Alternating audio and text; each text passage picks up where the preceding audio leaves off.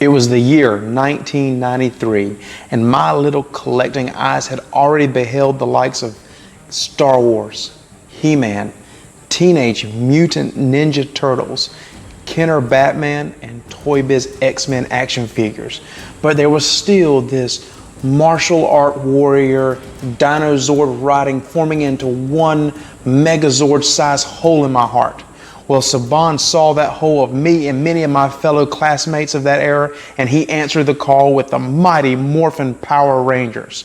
Welcome to the Nerd Cave, and I'm the host of Save Toys, Travis, and on this week's episode, we're going to be taking a look at my Lightning Collection White Power Ranger, donated to the Save Toys channel by the Save Toys Premium member, Andrea Cunningham Marsden. I hope I got that right. Hey, and you may be asking, how come in the background I don't hear the music to Mighty Morphin Power Rangers? And my question to you is, isn't it already playing in your head as we speak? Go on, you can tell us. This is Save Toys. Just like Santa Claus on December 25th, another episode of Save Toys come and gone.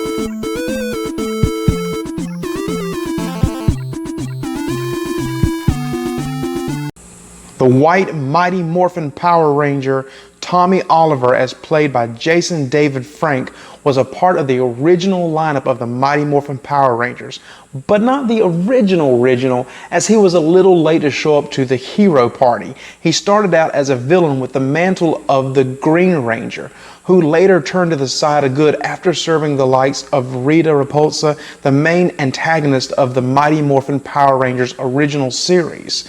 Now, upon turning to the good side, he ran out of power as the Green Ranger and became the White Ranger. Now, this idea of morphing from one mantle to the next is something that you see oftentimes in comic books. The one that comes to mind, of course, is Dick Grayson, the original Robin that morphed into Nightwing, taking up that mantle. But you're not here for all this. You're here to take a look at this figure, the Lightning Collection Mighty Morphin Power Ranger. So let's go to the review booth and take a closer look. And this is the white Mighty Morphin Power Ranger. Now, this is a great looking action figure. It has a lot of detail, and the first thing we're going to start off with is the two different finishes this figure has for the whites. Let's get them a little bit closer to the camera. Now, you'll notice, let's see, there we go, that the white on this Ranger is kind of a matte finish throughout most of the figure, but the helmet has a very shiny finish to it, much like a motorcycle helmet. You'll also notice a lot of the wrinkles in his suit, which will be really good for some dynamic poses to make it kind of like the wind is going by him as he's jumping through the air, or poses like that. That's just going to come in real handy. Now, look at the belt buckle here, the black. That is just really good detail. The vest, the gloss on the black here, the gold, the shoulder pads, the helmet. I really don't know of any imperfections my figure has.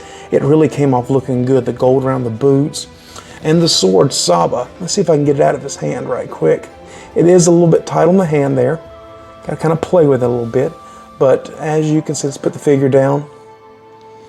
As you can see, the tiger stripes on top of the head of Saba. And this glistening whoosh thing as the sword slices by. That's pretty cool. It pops right off. But that's going to be really good for some poses. You can see the gold and the white and the silver at the tip of the blade. Fantastic.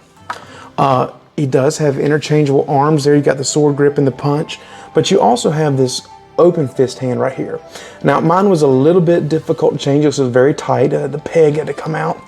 Let's see if I can do this on camera. Yes. Okay.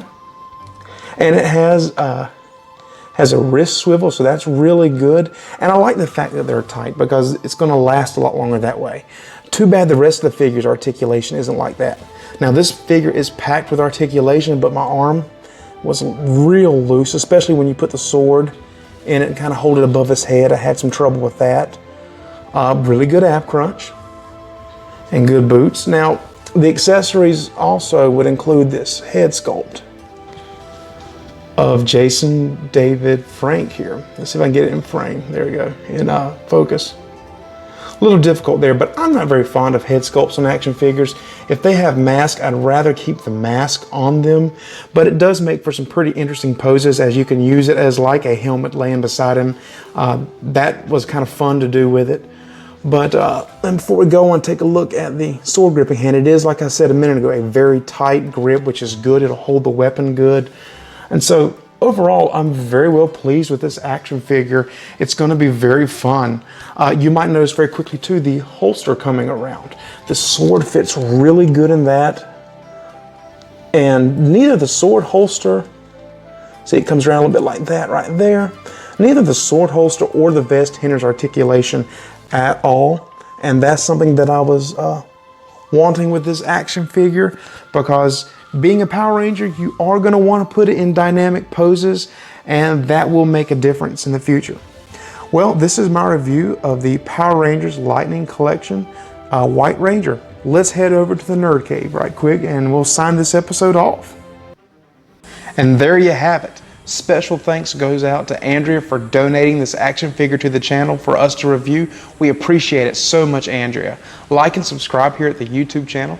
Leave us some comments down below to let us know what you think about the direction of the channel, what we're doing here at Save Toys. And until next week, if you like it, collect it.